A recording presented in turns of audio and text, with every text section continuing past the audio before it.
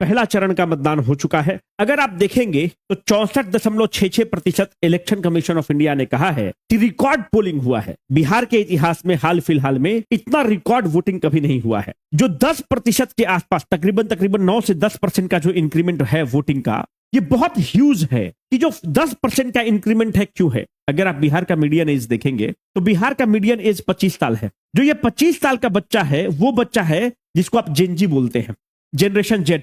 ये 1997 के बाद जो बच्चे पैदा हुए हैं उनको आप जेनजी बोलते हैं। ये वो लड़के हैं जो इंटरनेट युग में पैदा हुए हैं। ये वो बच्चे हैं जिन्होंने लालू का जंगल राज को नहीं देखा है। इन्होंने जंगल राज के बारे में सुना तो है पर इन्होंने जंगल राज को देखा नहीं है।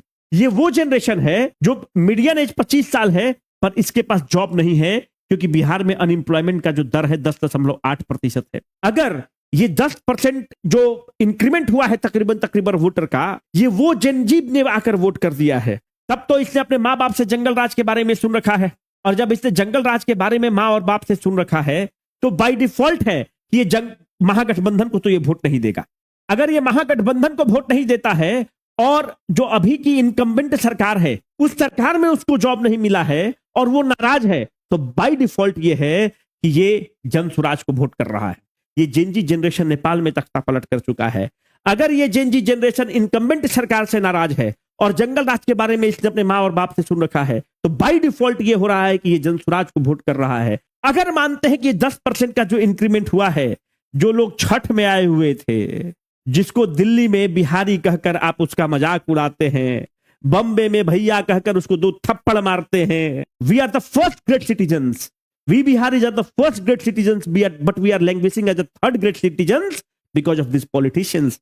अगर जो पब्लिक छठ में आया है और जो रोज जलील हो रहा था, अगर वो अपना माइंड मेकअप करके अगर वो टिक गया है बिहार में और वोट कर दिया है, तो बाय डिफॉल्ट है कि अगर वो टिका हुआ था छठ में और वोट किया है तो इसका मतलब कि वो जन स्वराज को वोट किया होगा, क्योंकि वो जंगल राज से परेशान था, लालू का जंगल राज से परेशान था, और अभी की जो 20 साल की सरकार है उसकी नाकामियों से परेशान है और दिल्ली और बम्बे में सिक्योरिटी गार्ड का नौकरी कर रहा है बंदूक उठाकर। जो आ रहा है बिहारी कहकर उसको मजाक उड़ा रहा है। जब आप बिहारी कह के किसी को थर्ड ग्रेड सिटीजन के रूप में आप उसको ट्रीट करते हैं, beat RJD, beat Congress, beat CPI Male, beat Bhajpa, beat JDU, हम लोग जो बिहारी युवक जो दिल्ली में पिटा रहा है, दिल्ली में जलील हो रहा है, बम्बे में जलील हो रहा है, महाराष्ट्र में थप्पड़ खा रहा है, वह तुम नेताओं की नाकामयाबियों के कारण हो रहा है, तुम्हारा पैथेटिक रवैया के कारण हो रहा है, तुम्हारे भुचड़पन और गंवारपन के कारण हम लोग जलील हो रहे हैं। Because we are first great citizens but we are languaging as third great citizens in this country because of the failure of you politicians. तो अगर ये 10% वोट छठ वाला भीड़ है, तब तो फिर वो जन स्वराज को वोट किया।